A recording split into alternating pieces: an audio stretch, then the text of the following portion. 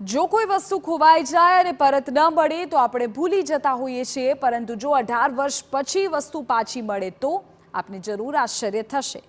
આવું બન્યું છે સુરતમાં, જ્યાં ચોરી થયેલો અછોડો 18 વર્ષ બાદ પાછો મળ્યો।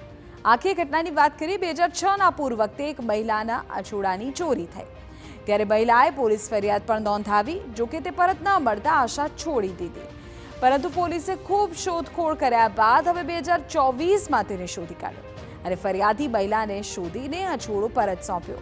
18 વર્ષ પહેલા આ અછોડાની કિંમત 12,000 હતી, જે આજે 1,20,000 જેટલી કિંમતનો થઈ ગયો છે। મહત્વનું છે કે પોલીસે કોર્ટનો ઓનલાઈન ઓર્ડર કઢાવી મુદ્દામાલ પરત સોંપીને ખૂબ સરાહનીય કામગીરી કરી છે। 2006માં જ્યારે પાણી આવ્યું ત્યારે હું બહાર માર્કેટે ગઈ હતી, ત્યારે મારો દોરો કપાયો હતો। પછી મેં 6-7 વર્ષ સુધી મેં કોર્ટમાં